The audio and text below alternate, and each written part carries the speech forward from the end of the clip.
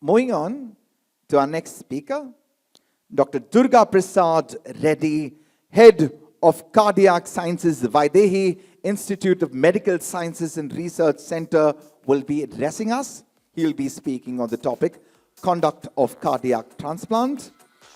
One of the most renowned cardiothoracic surgeons, Dr. Durgaprasad B. from Vydehi Hospital, has performed over 15,000 cardiac surgeries, as well as many successful heart and lung transplants in his 23 years of career. It's an honor, ladies and gentlemen, to have with us Dr. Durgaprasad Reddy. Can I hear a big round of applause? Please welcome him.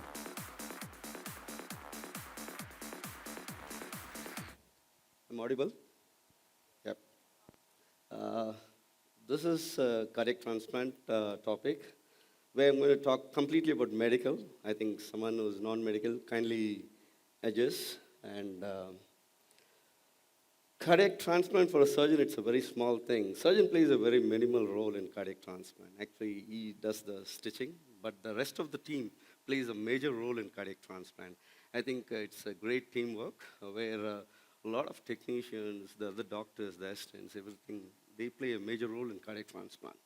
So thanks, Times, and thanks, Shabi, to introduce me, to bring us here to show what Vydehi does.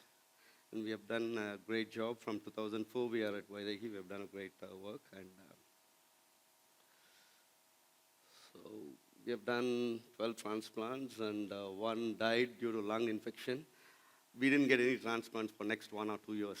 Once the patient dies, they stop coming to us for transplant. Then eventually we started, we realized what we did and other things, and then everything went on well. So now we are following up all this transplant, and they're really doing very well. It's a lot of surgeons say, you're doing a transplant, you're going from one disease to another problem.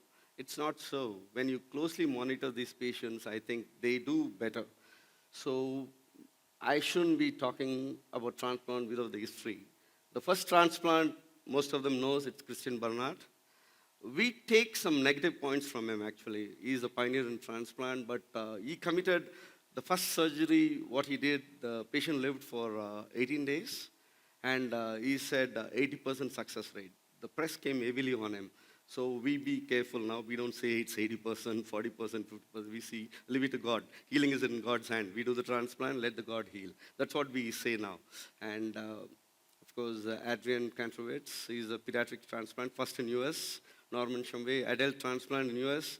And of course, Dr. Venugopal, he was the director in AIMS. He did our first successful transplant. The first transplant was done by PK Sen, but the patient lived for 3 years.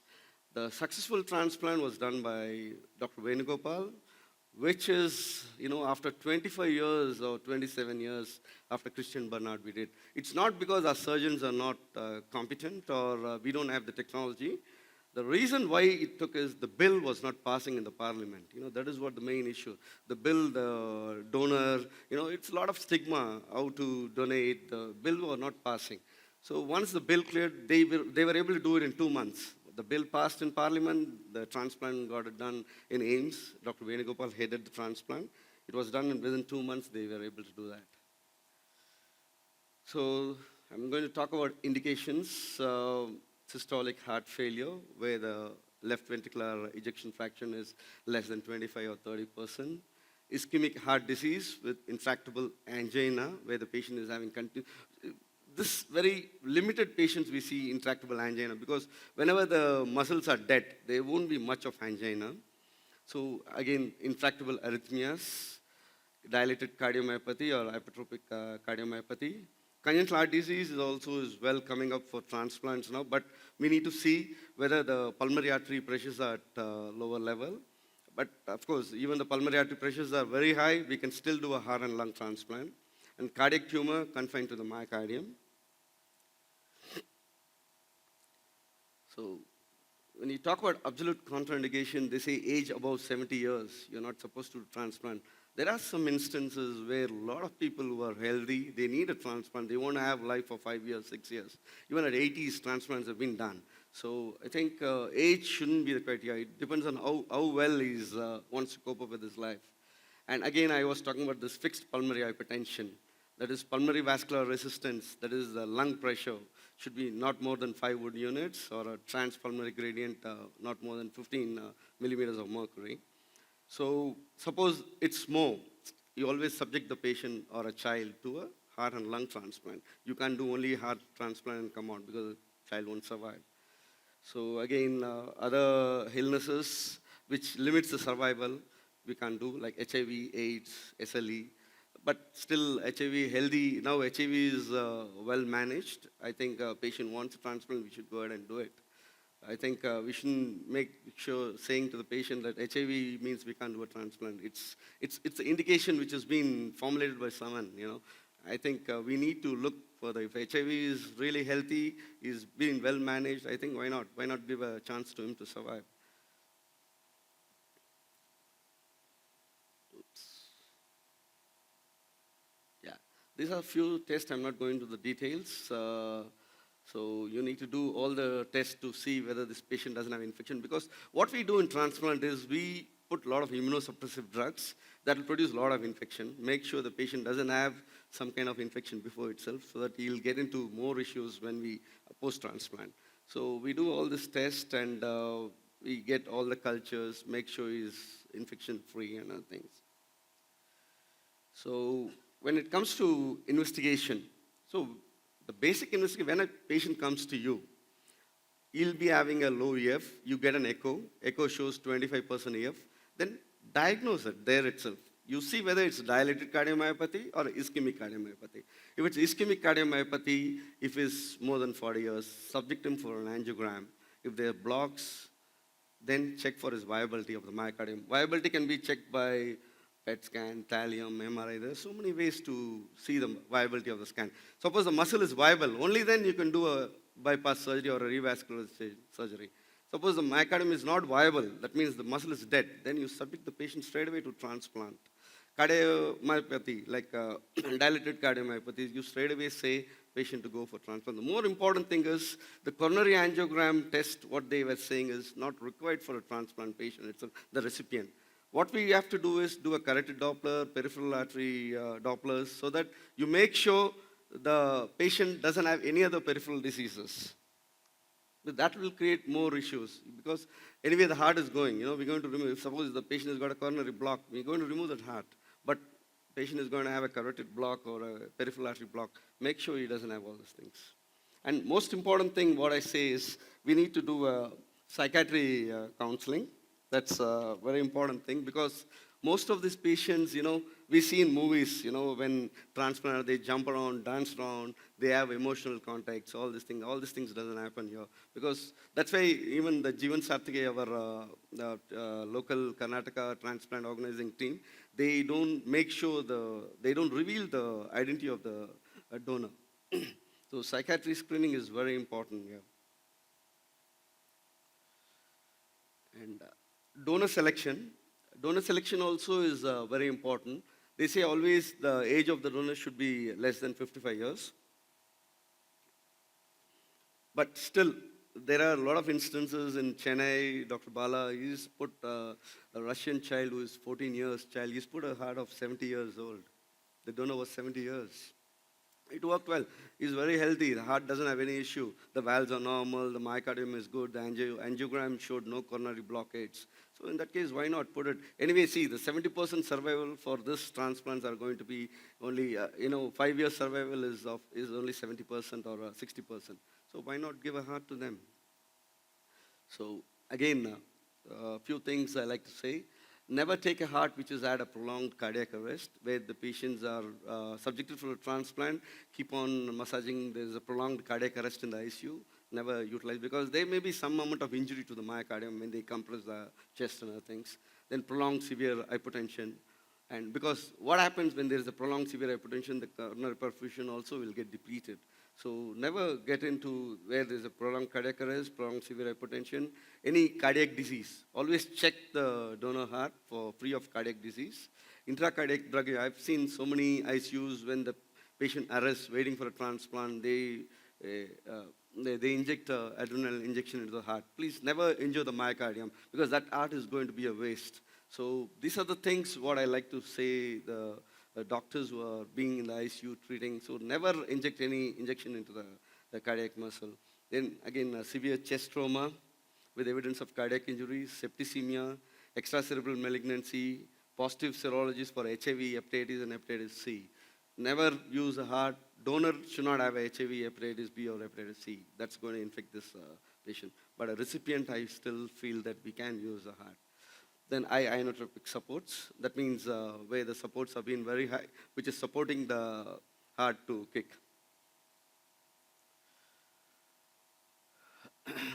So what we do is, these are the tests we do, like laboratory test, echocardiogram makes a very important role, even pulmonary artery catheter evaluation. If you're going to do a congenital heart disease transplant, always do a pulmonary cath.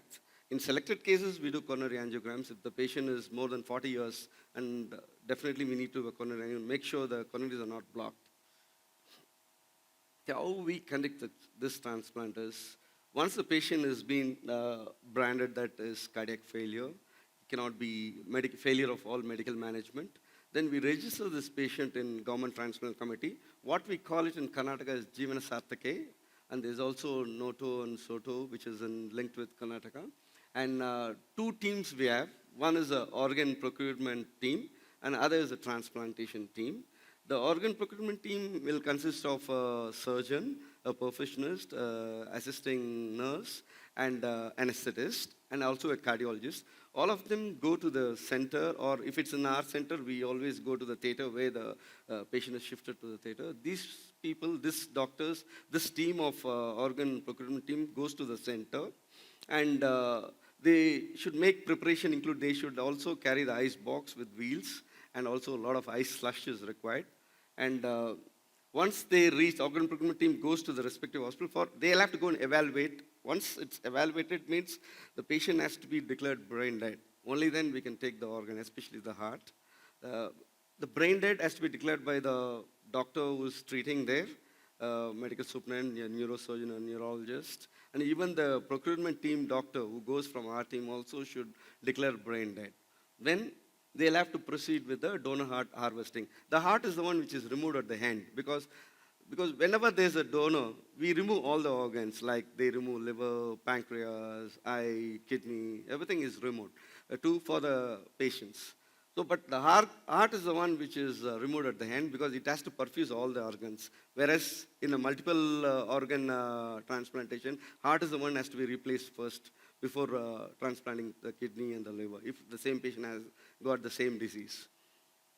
So after harvesting the heart is placed in a cover containing HTK. HTK is a solution which preserves the heart. And then the cover is placed in a bag containing a cold saline, and then it's placed in a third bag containing 3 bags we have, which contain, I'll show the video how it's been done. And the arrangements are made for a green corridor by the police. So the police has been very kind. They give every level, they give an inspector, and also a traffic jeep follows the ambulance. They completely give a green corridor so that there is no hassles. Recently, we were able to get a heart from Mysore in 1.5 hours. So we were able to successfully do the transplant, and the patient is already discharged. This was done not even 20 days back. And as soon as the donor heart arrives at the hospital, it's again flushed with HTK cardioplegia. That means we give a solution into the aorta, and that in turn gets into the coronary arteries. So that will go and protect the heart, HTK. This HTK will always work for 90 minutes. So every 90 minutes, you need to keep flushing with HTK cardioplegia. That is how it is done. So this is a pictorial presentation, how a donor cardiectomy is done. So what we do is we incise just below the innominate artery there, and then at the confluence of the pulmonary artery, we incise the superior vena. This is the superior vena cava, just at the innominate SVC junction. We make sure the SVC is kept lengthy, and also here at the diaphragm level you incise. The diaphragm comes like this. We incise at the diaphragm level so that always the IVC and the SVC is you always take extra structures so that whatever it is, we can really modify it there. Okay. So this is donor cardiectomy. I mean, First, we divide the SVC. We make sure the aorta and pulmonary arteries are gone around. We separate the aorta and the pulmonary. It's always stuck to each other. We separate it, loop it. Then we prepare this donor heart storage with the HTK solution. We have steel jars. Also, plastic cover is put. Cole's HTK solution this is. We fill the jar with the cold HTK solution. Then we also cannulate the root. Can you see this? The root is, that's an aortic root, which is cannulated with the cardioplegia cannula. We need to flush the heart, with the HTK solution. Once the other organ perfusion is being done and removed, then we come to this area. What we do is we clamp the superior vena cava. Once the superior vena cava is clamped, we incise the, we put a vent into the inferior vena cava and into the right superior pulmonary vein. That means we drain out all the blood by putting the vent. Make sure the heart is completely empty without blood. And a lot of ice has been placed on the heart. So these are the structures I've already shown that. Then we proceed with the cardectomy. What we do is, first is the pulmonary vein dissection. We take as much as possible of the pulmonary veins. If there's a lung transplant too, then make sure you take, don't take too much of pulmonary veins. You take which is sufficient for you. Then the next is the division of aorta and the pulmonary artery, then division of superior vena cava and inferior vena cava. And this inspection of the heart donor, heart is very important because make sure the heart is not diseased, doesn't have a patent foramen ovale and other things. And place this heart, pack it. This is how we sterile pack this heart. Put it in another bin and then pack it with another plastic cover.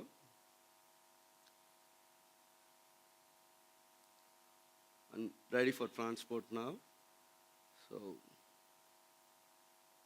we put it in the ice box, which is with full of slush, ice slush, and then ready for transport. This is a standard which is done everywhere. Once the heart moves to the center where the donor heart is there, then we don't touch the packet. We use the artery forceps, pull up all the things. Never use your hand. We always use our artery forceps. Cut it open. Heart is soaked in the HTK solution. Can you see that? Heart is soaked in the HTK solution. We remove the heart. And then we need to prepare the heart. We need to make the cuff because the heart is come with the pulmonary veins. So we need to make a LA cuff is to be made. So we cut open all the pulmonary veins. We connect each other and make a cuff. Any excess cuff is there, we excise it. Can you see that? We cut open the pulmonary veins. See, this is a LA cuff. The excess tissue has been trimmed off. The excess tissue, we trim it. So there are two techniques of implantation techniques. One is biatrial and bicable. What our team does is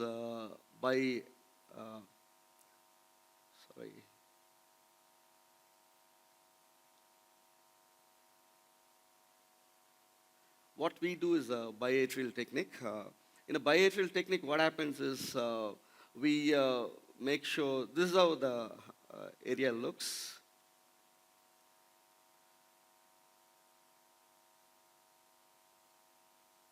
Yeah. So what we do is, first is left atrial anastomosis and then other things. I'll show you in the video. I don't want to waste time in talking on this.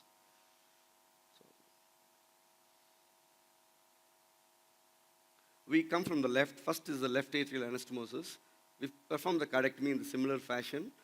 We always excise the pulmonary veins, aorta, pulmonary artery.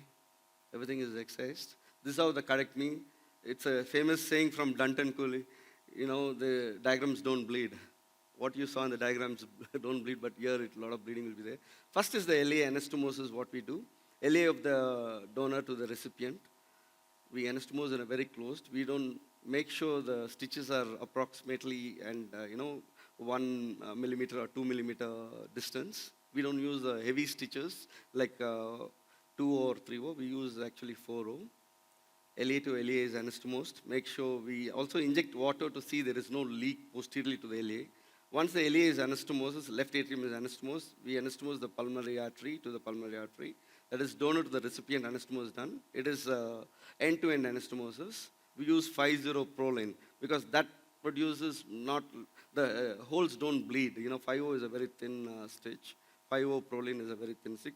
After pulmonary artery, aorta is anastomosed, again end-to-end. Aorta is also used with the 4-0 proline because aorta is a thicker structure than the pulmonary artery. Once the aorta has been anastomosed, we go into the inferior vena cava. A lot of times we make sure the inferior vena cava is more in the donor recipient heart. Can you see the cannula here? This is a heart-lung machine where the cannula is taking all the blood into the machine and getting oxygen and coming back.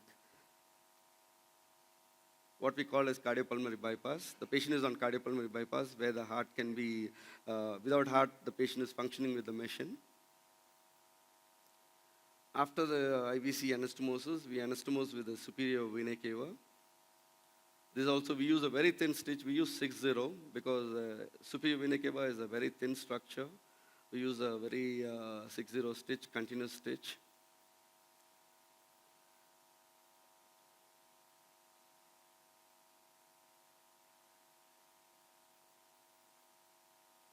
Make sure there's no leak. A lot of mismatch will be there because always the donor heart will be very small. The recipient heart will be very big because already dilated structures. So we need to mismatch. Once the cross clamp is released, the heart starts beating. This is how our heart starts beating.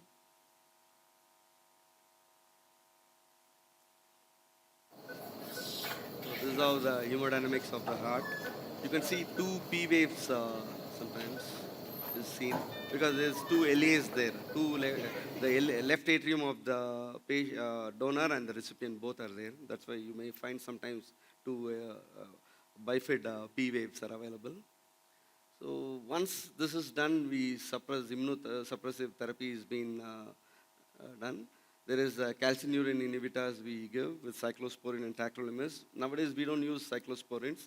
We use tacrolimus mostly, and corticosteroids, antiproliferative agents like MMF, because all these things will suppress the immune system so that the heart doesn't reject. So these are the pre and intraoperative immunosuppressive therapy. So we use MMF, basiliximab, methylprednisolone, tacrolimus, and we also give cordon and isoprene for 4 days. So most important thing is we need to look for the complication very closely. Heart transplant is a very simple surgery actually. The average cardiac surgeon will be able to do a transplant. But the most important thing is how they manage. I think my team is very good. They're sitting there. I think I congratulate Satya and Dr. Vikas who are sitting there. They are the best people to take care of this transplant. And they've been very, very closely monitoring these patients. So what we see in acute rejection is subtle symptoms. What we have is unexplained fever, tachycardia, fatigue, shortness of breath, joint pain, and sometimes patient is a little delirious. So we do an echo. Echo shows a myocardial edema or a decreased left ventricular contractility. And we subject the patient for an endomyocardial biopsy. That means we take the patient to cath lab. We take the through the cath lab, we take small portion of muscle and test it in the lab.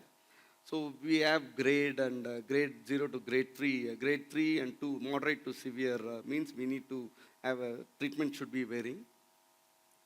So whenever the patient has been subject as grade 2 and grade 3, sorry, it's a printout mistake, 2 and 3, there is no grade 4 here in this one. Once there is grade 2 and grade 3 rejection, so specific anti-rejection therapy is initiated. We increase the dose of methylprednisolone for 1,000 to 1,000 milligram to 1,500 milligram in adults. We give it for IV for 2 weeks. In children, we give 15 milligram per kg. And if there is no response or there is no hemodynamic compromise, we also give ATG, which is antithymocyte globulin, or monoclonal antibodies, 5 or 10 days. This acts on T3 lymphocytes. If it's inactive, then we always subject these patients for a retransplant. So infection is very important on a transplant patient. We should give a lot of advice to them not to be, they have to be very, very careful not to get into infection because the immune systems are suppressed. So the early infection occurs within first month of transplantation. It's mostly nosocomial, that is by a Staphylococcus species or gram-negative organism. Late infections are 2 to 5 months, which is mostly opportunistic infections like cytomegalovirus, pneumocystis, fungal pathogens, and other things. And the most common infection for heart transplant is lung. Lung is the most important thing. You need to be very protected, and followed by blood, urine, GI tract, and sternal wounds. Early infection, as I said, first month is pneumonia, mediastinitis, sternal wound infection, catheter-associated bacteremia, UTI, and mucocutaneous infections. Late infections, you have plenty of infections. You need to look for all these infections. Make sure they don't get into this infection.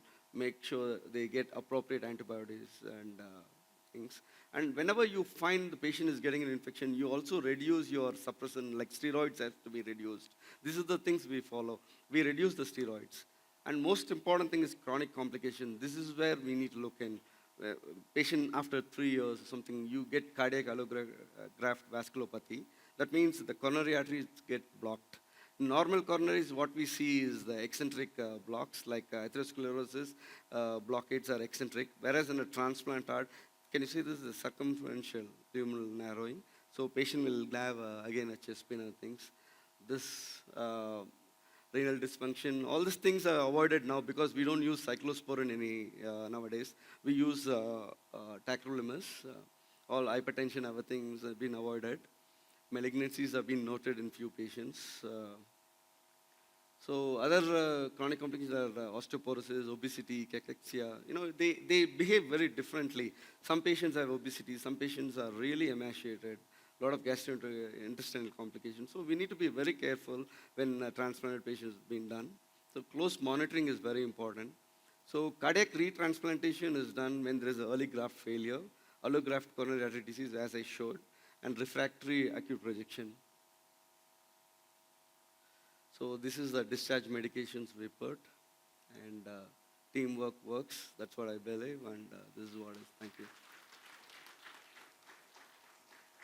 I now request Mamta Nalareddy to please come up on stage and present a memento to Dr. Durgaprasad Reddy.